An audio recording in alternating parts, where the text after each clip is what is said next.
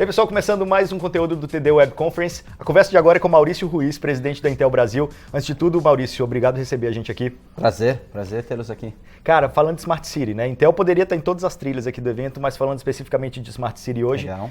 Tecnologia, dados, isso tudo unido, no final das contas tem como objetivo principal as pessoas, né? Sempre Smart City tem como objetivo principal as pessoas. Isso. Como que a Intel está inserida nesse contexto? Assim? Como vocês estão trabalhando Smart City, como vocês estão trabalhando a tecnologia para trazer mais benefícios para as pessoas? Tá, então pegando a sua pergunta inicial, sim, Smart City, o conceito dela é para melhorar a vida do cidadão. Né? Acho que a gente pode olhar que a gente está em São Paulo, a vida não é fácil aqui, né? Cada vez mais concentrada, então a gente tem que começar a usar a tecnologia para melhorar a nossa vida. Posso te citar alguns exemplos de... Por exemplo, você achar vaga de estacionamento pode ser meio estranho para quem mora no interior do Brasil, né? Mas aqui em São Paulo, a gente que está por aqui sabe que isso é um sofrimento que não tem tamanho, você perde muito tempo para conseguir estacionar um carro, por exemplo. Então, esses são tipos de tecnologias que poderiam te ajudar, tá? Onde que a Intel entra nessa história? A gente, como estratégia global, a gente está fornecendo produtos hoje que vêm da ponta até o data center, que a gente chama. Então, o que é a ponta? Eu posso trabalhar com você soluções de câmeras inteligentes, construções com os nossos parceiros de tecnologia, de controle de acesso, ou seja, uma infinidade de serviços que a gente chama de borda, na ponta, que o usuário geralmente interage mais, né? Isso gera uns dados. Esses dados são transmitidos, a gente tem tecnologias aqui para transmissão de dados, tem uma tecnologia futura que a gente está investindo bastante, que é 5G, e isso para num data center, né, que precisa processar esses dados. Também, assim. Porque senão, também é aquela coisa, você gera um monte de dados, vai ficar tudo parado, e faz o que com eles? Né? Não adianta nada. Então é nesse contexto que a gente está inserido. Legal, e assim, uma coisa que você fala também é assim, a gente está resolvendo problemas com a Smart City do século XX. Muita gente pensa em Smart City, aquela coisa futurista, Jetsons, Dubai e tal, e não é bem isso, né? Não. Você quer ver, tem coisa que eu sempre fico indignado quando aparece na televisão, né? Distribuição de medicamentos, e fala que faltou medicamento A, medicamento B. Pelo amor de Deus, gente, você tem um processo de logística, de saber onde que as pessoas estão alocadas. Hoje já é tão básico, né? É básico, entendeu? E como assim a gente ainda está tendo esses problemas no século XXI? Como é que a gente resolve isso? Computação. Exato. Computação, ou seja, soluções do século XXI para problemas do século XX. E né? já existem muitas iniciativas nesse sentido, né? Coisas legais acontecendo, principalmente no Brasil. Inclusive no Brasil. Inclusive no Brasil. A gente vê bastante coisa acontecendo. A gente vê a questão de semáforos inteligentes, é uma delas. Aí você fala, por que eu quero um semáforo inteligente, né? Basta ver os engarrafamentos. Ou de madrugada, quando você vai dirigindo... Porra, quem pega os sinais verdes um atrás do outro fica feliz toda a vida. Fica feliz, né? Então, às vezes você está de madrugada, a cidade nem sempre é tão segura, né? Você tem que parar num semáforo de madrugada, mas não tem ninguém cruzando. Um semáforo inteligente, que pode ser feito à base de câmeras, que está monitorando as vias, poderia te dar passagem, ou seja, isso de uma maneira bem tranquila, né? Então, esse é um tipo de solução que a gente poderia implementar hoje tranquilamente. Mas como que o líder de um Smart City pode começar a fazer isso também? Porque às vezes ele nem sabe por onde começar, né? Então, o que a gente olha sempre, vamos criar uma figura aqui, né? Começa, obviamente, pelo que você quer atingir. Então, você pode ser segurança pública, quero melhorar o tráfego na cidade, coisa do gênero. Aí a gente sempre olha os geradores de dados, ou seja, quem te gera dados, ok? É o semáforo que é o problema, então o semáforo tem que me gerar dados, eu tenho que ter câmeras que me geram dados, eu tenho que ter algum outro tipo de sensor que vão me gerar dados e auxiliar nesse controle. Uma vez feito isso, você passa para como você comunica esses dados, né? Porque eles têm que sair de onde eles estão, passar para uma área central, e nessa área central, de uma maneira bem simplificada, você começa a extrair ou interpretar esses dados. Então, você pode botar algoritmos de análise de dados puros e simples, indo até inteligência artificial, e esses próprios algoritmos podem ser aqueles que vão acionar uma reação na ponta, como abrir um semáforo, como você descreveu. Entendeu? Então, vamos pegar nosso exemplo hipotético. Eu vou lá e coloco câmeras nos semáforos para monitorar as vias. Isso tudo vai para uma central, né? Ou para um primeiro gateway ali, que pode ser já inteligente. Baseado no que ele está lendo, ele interpreta que para aquele determinado carro que está parado, poderia estar verde, ou para aquele carro que está vindo. Ele manda um comando para o semáforo falando, fique verde. Simples assim. Simples assim. Tem uns cases muito legais no Brasil também. O case da Serpro é interessante, né? Principalmente se tratando de divisa. O que vocês fizeram ali? Ali foi um algoritmo de inteligência artificial para a gente olhar e bater placa de carro com modelo de carro e cor. Porque às vezes você tem falsificação, né, dos carros. Então, com as câmeras que você tem na rua aqui, você já pode botar uma inteligência atrás dela que possa bater essas informações, para ver se aquela placa bate realmente com aquele modelo de carro, se bate com aquela cor. Senão é um carro que está fraudado, né? Então você pode acionar ali um alarme de polícia e tudo mais. E no caso, quando é para multas, né? Às vezes não bate nada com nada, a gente recebe aquelas multas em casa e fala assim, mas não era eu, né? Você diminui isso e dá uma eficiência para o processo como um todo e menos dor de cabeça para o usuário, no caso nós, né? Claro, claro. Assim, falando especificamente do nosso público, né? A gente está falando de Smart City, de repente uma cidade menor que acha que Smart City é coisa de futuro, como a gente estava falando, mas como esse ecossistema pode trabalhar para tentar trazer um pouco mais de inteligência para a gestão, para o setor público, assim? Como que essas empresas que estão assistindo a gente aqui, pequenas, médias, que estão fora dos grandes centros, como elas podem fomentar isso dentro do ecossistema delas?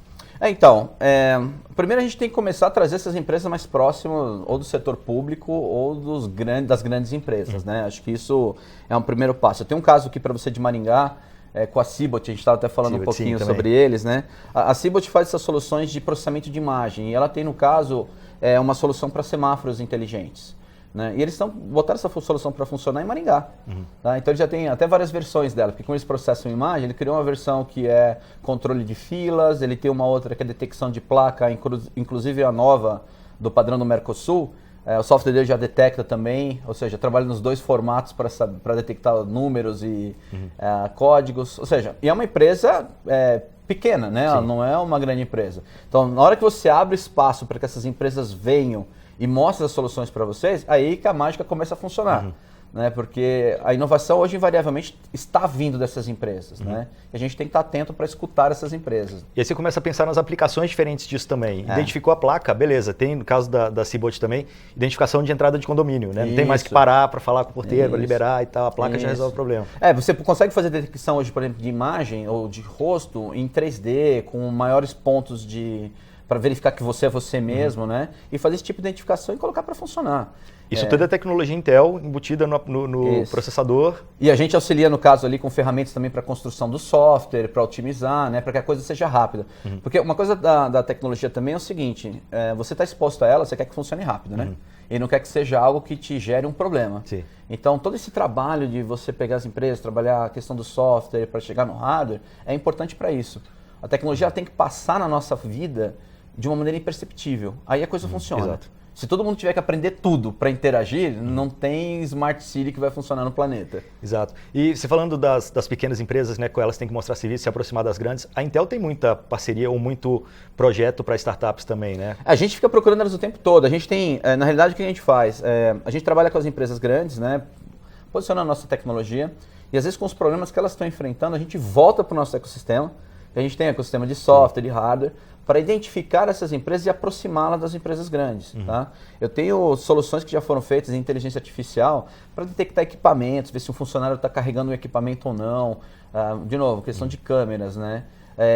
Algoritmos de inteligência artificial, a gente tem um caso interno que precisa de uma solução, você trabalha com essas empresas e invariavelmente são startups que desenvolvem no sistema jurídico, no sistema financeiro, ou seja, tem uma gama bem grande. Falar, sistema jurídico, como que ela está sendo utilizada? Por exemplo, você tem para processos, né? Quando você pega um processo, eu não sou da área, mas vou te vender o que me venderam, tá? Que quando você pega os processos, eles têm que verificar aquele conteúdo para ver, tentar aglutiná-los e verificar a legitimidade dele. A partir do momento que eles batem algumas variáveis, aquilo passa para um juiz. Tá. Fazer essa avaliação, esse scan primeiro, eles falam pra gente que demorava cerca de 45 dias. Eles puseram um sistema de inteligência artificial ali, passou para minutos. Beleza. E a estimativa que eles fizeram um piloto, aqui a gente não tem autorização para falar o piloto, mas claro. Fizeram um piloto num tribunal, a economia foi de 8 milhões de reais. Uou. Entendeu? Só em acelerar esse processo. Isso eu estou falando do tribunal. Imagina para quem está na fila ali com o processo, o ganho que ele teve. Volta na questão da cidade inteligente, ganhando tempo. Tem uma pesquisa, inclusive, que vocês quantificam isso, né? Quanto tempo o cidadão na cidade gasta sem precisar gastar. O que vocês descobriram nessa pesquisa? O que a gente fez? Dá para você retornar mais ou menos 250 horas por ano para o cidadão só implementando tecnologia. E aí vai dos deslocamentos, como eu estava falando para você, achar uma vaga de estacionamento, você perde tempo, é tempo do seu dia. Então a gente pegou vários cenários desses e falou, bom, com uma solução inteligente que a gente colocasse o usuário mais rápido no que ele quer, quanto ele economizaria do dia? Isso passou pela parte de mobilidade, isso passou pela parte da saúde, marcar uma consulta, ver um exame. Quanto tempo você, com o uso da tecnologia, reduziria de deslocamento dessa pessoa entre ir e vir de um médico? Né? E aí a gente codificou cada um desses cenários e dá esse número de horas por ano sendo devolvido para as pessoas. Legal. Você falou das câmeras, né? Tem uma tecnologia da Intel que é a OpenVINO, que está muito relacionada a isso, que é trabalhar dados nas câmeras. Explica um pouquinho, vai. Tá bom, é mais fácil você explicar do que eu tentar explicar o que é a OpenVINO. O que acontece hoje? É um fenômeno mundial. Câmeras estão sendo esparramadas por todos os lugares, né? A gente olha aqui, eu vou falar de novo de São Paulo, mas qualquer um pode olhar num shopping, em qualquer lugar. E as câmeras estão ficando inteligentes, né? Como é que você faz para essa inteligência? Você precisa desenvolver os programas de inteligência artificial. O que a gente fez? A gente criou uma tool para facilitar esse desenvolvimento. Tá? Então, essa ferramenta que a gente criou chama OpenVINO. Tá certo? E através dela, você consegue fazer o desenvolvimento de aplicações que pode funcionar na câmera ou fora da câmera para processar aquelas imagens. Tá certo? Isso acelera o teu tempo de desenvolvimento. E aí a gente tem vários projetos já sendo feitos aqui no Brasil, fora do Brasil, utilizando esse tipo de tecnologia. Exemplos? Vou te dar o que todo mundo gosta dos internacionais, né? Com o Leonardo DiCaprio, com a fundação do Leonardo DiCaprio na África, que eles conseguem identificar caçadores, né? Então, não é qualquer um, né? É o cara que está ali caçando. Isso, é o cara que está ali caçando. Se passar você ali de férias tirando foto, você não vai ser identificado como perigo, né? A gente teve o projeto de identificação de baleias, onde isso era usado com drones. Então você tem a câmera, solta o drone, o aplicativo de inteligência artificial identifica a baleia, né? Lembra que você vê na Discovery Channel, National Geographic, ele fala assim, essa baleia é o John. Né? Você consegue fazer isso por imagem hoje, entendeu? Então não precisa ser alguém tentando achar nas costas da baleia o risquinho. Deixa que a câmera faz isso para você. E aí você consegue monitorar melhor as espécies, entender o que está acontecendo com elas. Né? E aí, nesse monitoramento também, além da câmera, você consegue pegar informações, tipo, parece que você consegue analisar a água que sai do sopro da baleia e pega... Porque são todos padrões que você tem na natureza, que eles conseguem identificar os animais, saber se eles estão bem, se eles não estão bem, entender padrão migratório, ou seja, é complexo. Aí a gente precisa do quê? Dos especialistas. Né? A gente fala que a gente entra com a tecnologia. E aí os especialistas nos dão o que eles precisam, o que eles querem, como funciona, para que você construa esse tipo de solução, né? Mas e a questão da segurança também, assim, segurança e privacidade, né? Você tem a câmera ali com vários dados, analisando tudo que está acontecendo. Como fica nesse caso? Então, tudo depende de regulamentação, tá? Claro que no hardware a gente vai tentar botar mecanismo para que ninguém faça uma invasão, no software a mesma coisa, tá certo? Mas, por exemplo, uma vez que eu gerei a imagem, o que eu posso fazer com ela? Isso é regulamentação. Tá? Eu sei que as pessoas às vezes ficam preocupadas, né? Quando vem a tecnologia, a gente vê bastante discussão sobre isso, mas talvez para deixar o pessoal mais tranquilo, sempre a tecnologia chega primeiro do que a regulamentação. Entendeu? Na hora que a gente começa a usar, a gente começa a entender quais são os problemas, a gente só tem que agir rápido, né? No Brasil às vezes é difícil esse agir rápido, mas esse seria o fluxo normal das coisas, né? Se a gente começar a ver que algo está indevido no seu uso, a gente tem que ir lá e regulamentar como deve ser esse uso. E tem uma outra questão também que é o processamento na ponta, né? Isso. Então já vai a informação criptografada de alguma maneira, você não sabe quem é o quê, né? A gente tem essa entidade hoje chamada nuvem, né? Então a gente acha que tudo se resolve na nuvem, né? Então a gente entendendo a entidade chamada nuvem, que é algum lugar que meus dados vão parar, imagina o seguinte, você está aqui, eu gosto do exemplo do carro autônomo, né? Você está lá com o teu carro autônomo, está gerando todos esses dados, aí ele manda tudo para a nuvem, ok? Que você sabe lá onde que está essa nuvem, processa alguma coisa e devolve um comando. Concorda que para quem está dirigindo um carro, talvez esse tempo de subida e descida é muito longo? Já era. Então, o que a gente... E esse conceito você pode explorar para qualquer lado. O que começou a crescer? Um complemento para a tecnologia de nuvem chamado computação de borda, ou Edge Computing. O que é isso? Eu dou inteligência na ponta. Então, meus dados não precisam trafegar todinho até o data center e voltar. Eu tenho, isso pode estar em poste, pode estar dentro do carro, aí você tem que ver onde vão estar esses concentradores. Mas ali mesmo ele recebe os dados, processa e toma uma decisão. E para a nuvem, para um controle maior, você pode passar o quê? Um resumo do que aconteceu. Você não precisa passar a história toda, entendeu? Com isso, a questão de conectividade não fica tão ruim. E para serviços que dependem desse tempo, que não podem demorar, imagina carro autônomo, não pode demorar. Eu tenho esse processamento ali perto. E aí, se associando isso a 5G, a coisa vai longe também, né? Então, 5G você ganha mais. Então, tudo isso vai se compor e vai depender do quê? Do uso. No caso do Brasil, vamos pensar no Brasil, vai depender do uso, da região que você está. Porque a gente também não vai ter, ou Não se imagina ter 5G esparramado no mundo inteiro, basta ver o que a gente já tem hoje. Então essas tecnologias, elas se combinam, entendeu? 5G, em geral, o pessoal fala muito, eu não sei se é o caso de vocês, da tua audiência, mas eu vou falar, todo mundo me pergunta de 5G por causa de smartphone.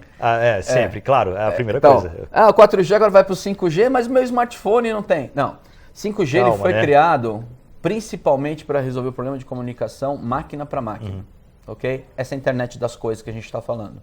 Imagina, tem tudo a ver com o Smart City também. Tem tudo a ver com o Smart City. Imagina você colocar sensor em toda a cidade, tudo isso mandando dados. A rede que a gente tem hoje não vai ser suficiente. Então, o que você começa a fazer? Baseado na necessidade. Ou você faz essa computação de borda, ou você faz transmissão de maior velocidade, menor latência. Isso tudo é uma análise que você faz no projeto. Né? Lembra que eu falei? Primeiro os dados falam, e você pensa como é que você transmite? Pode ser que nessa hora você fale assim, não. Eu vou ter que botar computação de borda. Não, eu tenho uma rede 5G ótima, não precisa dessa computação de borda, eu vou mandar direto para o data center. Aí vai depender do uso e do dado que você está gerando, né? Claro. Voltando a falar um pouquinho das startups, do tanto que vocês ficam de olho nas startups, que está acontecendo por aí, tem um caso legal que é o Robox, né? O Robox foi um sistema também feito com OpenVINO para deficientes, né, que estão em cadeira de roda, onde a câmera detecta sinais no rosto, pode ser um movimento dos olhos, um piscar, e ele transforma isso numa ação para cadeira, entendeu? Para ajudar quem tem uma necessidade especial. Então, esses são os exemplos de inteligência artificial, que não é aquilo que você falou, né? Não é só interagir por voz e nem vai acabar o mundo, isso vai ajudar o mundo, né? Exato. Cara, para finalizar, assim, como que a Intel está sempre trabalhando com a cabeça no século XXI, como a gente já falou, né? E pensando lá na frente, assim, a Intel está sempre pensando à frente. Como que você imagina esse mundo daqui a 5 anos? O que a Intel está fazendo para a gente ver daqui a 5 anos, assim? Eu acho, primeiro que eu espero que várias dessas tecnologias que estão acontecendo se materializem em maior escala, né? Acho que tem algumas tecnologias que elas são habilitadoras de outras. Então, você falou de 5G, 5G vai ser habilitador. Então, vários desses conceitos que a gente está falando, que a gente tem casos aqui e acolá, isso vai emergir de uma forma muito forte, porque você vai resolver um problema chamado comunicação. Tá? A outra área que a gente espera é uma evolução muito grande, inteligência artificial. Tá? Por que a gente fala que vai ser muito grande? Primeiro porque assim, a inteligência artificial existe desde a década de 1960, que começou a se estudar isso. No começo do século XXI é que se achou uma forma, com os sistemas de computação existentes, de fazer esse processamento chamado inteligência artificial e começar a ter alguns resultados. Só que tudo que a gente tem hoje, a maioria dos produtos que a gente tem hoje, não foram concebidos inicialmente para isso. Existe uma leva de produtos sendo concebidos especificamente para a inteligência artificial. Então, quando isso chegar no mercado, também, de novo, você tem um potencial de crescimento da tecnologia absurdo. Então, o que você faz hoje de um programa natural, que todo mundo vai e programa, ou um app de celular, o que se tem de visão é que seja tão fácil você desenvolver para a inteligência artificial, quanto é para você fazer seu app no celular. Entendeu? Então, aí você imagina. Essa é a diferença, claro. Não, o mundo vai ser uma coisa bem diferente. Como vai ser, o que a gente vai fazer? Vamos esperar para ver. Eu tento ter uma visão extremamente positiva sobre isso. Acho que tem muita coisa que poderia nos ajudar no nosso dia a dia, até para nos auxiliar, né, no nosso dia a dia, que esse tipo de evolução da tecnologia vai permitir, né? E para nós vai ser muito melhor. Perfeito. Maurício Ruiz, presidente da Intel, muito obrigado pela conversa. Mais uma vez, bom te rever. Bom mesmo. Valeu, até mais. Um abraço.